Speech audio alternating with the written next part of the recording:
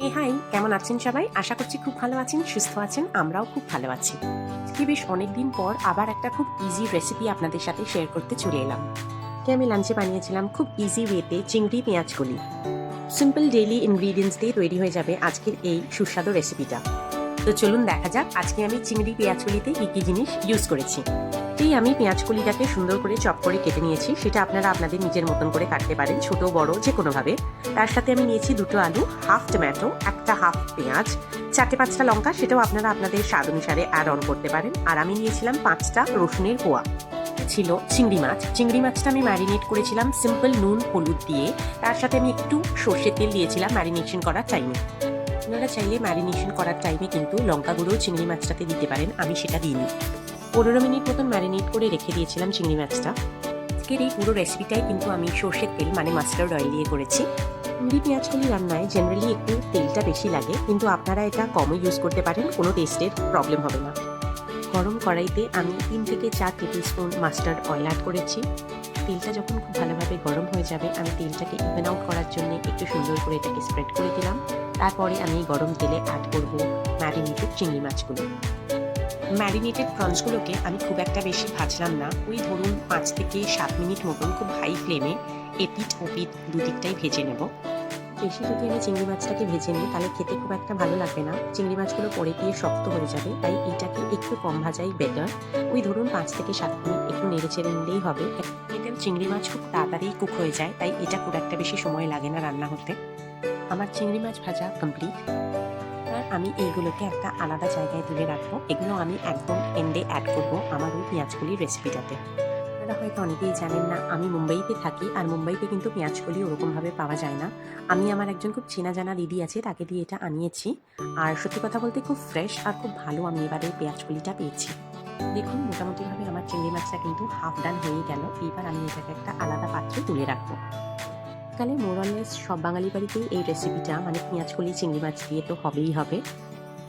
এসে আমি এর আগে কোনোদিনই পেঁয়াজকলি দেখিনি, কিন্তু এইবার আমি ফার্স্ট টাইম পেঁয়াজকলি ট্রাই করলাম আর আপনাদের সাথেও রেসিপিটা শেয়ার করলাম। আমার চিংড়ি মাছ ভাজা হয়ে গেছে। ওই তেলটাতেই আমি আরও একটু মাস্টার্ড অয়েল অ্যাড করলাম 2 টেবিল স্পুন মতন। তারপর তেলটাকে খুব ভালো করে গরম করে নেব। এই গরম তেলে এরপরে আমি অ্যাড করব কালিঞ্জি মানে হচ্ছে কালো জিরে। গরম তেলে যখন এই কালো জিরে ফোড়নটা আমি দেবো, খুব সুন্দর একটা গন্ধ বেরোবে। এই কালো জিরে ফোড়নটাকে আমি একটু নাড়াচাড়া করে নেব, ওই ধরুন 2 থেকে 3 মিনিট মতন। তারপরে আমি অ্যাড করবো এটাকে হাফ কুচনো করে রাখা যে পেঁয়াজটা ছিল ওইটা।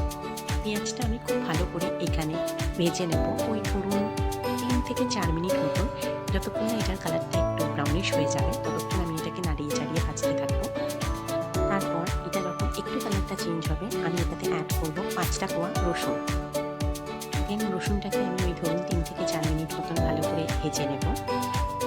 কালো জিরে ফোড়ন, পেঁয়াজ আর রসুনটাকে আমি খুব ভালো করে একসঙ্গে ভাজার পরে এটাতে অ্যাড করবো একটা হাফ করে কেটে রাখা টমেটো। হাফ কেটে রাখা টমেটোটাকে একটু ভেজে নেব যতক্ষণ না এই টমেটোটা একটু নরম হয়ে যাবে। সব কিছুকে একসঙ্গে খুব ভালো করে নেড়ে চেড়ে ভেজে নেব যতক্ষণ না এটার থেকে কাঁচা গন্ধটা চলে যাচ্ছে। এবার আমি অ্যাড করলাম চিড়ে রাখা কাঁচা লঙ্কাগুলো। আমি এখানে 4টে কাঁচা লঙ্কা নিয়েছি, আপনারা চাইলে বেশিও নিতে পারেন যদি আপনারা ঝাল বেশি পছন্দ করেন, অথবা আপনারা যদি মনে করেন ঝাল কম খাবেন তাহলে কমও নিতে পারেন, কোনো প্রবলেম হবে না।